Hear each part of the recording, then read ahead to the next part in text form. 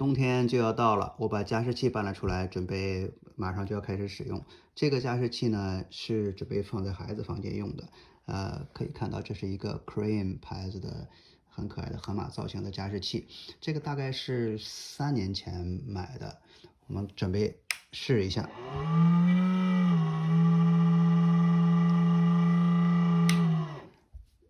可以听到这个里边传来很大的噪音，这个本来应该叫做静音加湿器呢，现在传来这么大的噪音，肯定是里边的马达或者是风扇出了问题。我们来看一下到底是什么情况。我们现在把这个基座里边的水把它倒干，倒干了以后呢，我们把它翻过来，这下边有几个螺丝，然后把它卸掉就好了。我刚刚把这个4个螺丝给卸掉了，这上面是2个，这个2个角各2个，这是4个，然后这儿有一个，这儿有一个，这儿有一个，这一共是7个。然后呢，我把这个盖子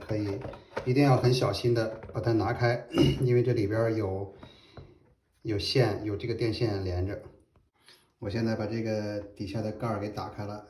可以看到这里边还是灰还是挺多的。我可以看到这个地方有线，有电线连着的，所以说一定打开的时候一定要小心，不要把这个线给扯断了。扯断了，当然也不是说什么太大的问题，但是你就有麻烦了，是不是？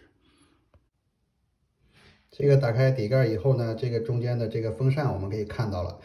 风扇在这个最中部，然后呢，我们现在要把这个风扇拆下来，这风扇两头，这两边有这样2个螺丝，一个在这儿，一个在这儿，要小心的把它给拆下来。我现在把固定风扇的2个螺栓，给拆掉了。现在我拿在这个手上，然后呢，可以看到风扇下边也是连着这个电线的，一定要小心，不要把它给把线给扯断。然后呢，我们可以把它给翻过来，大家可以看到后边这儿有一个贴纸贴在这个后面，我们需要把这个贴纸给它拿掉、揭掉一些。大家可以看到，把这个贴纸拿掉以后呢，这下边出现了一个这个小小的、这个非常小的一个小盖子，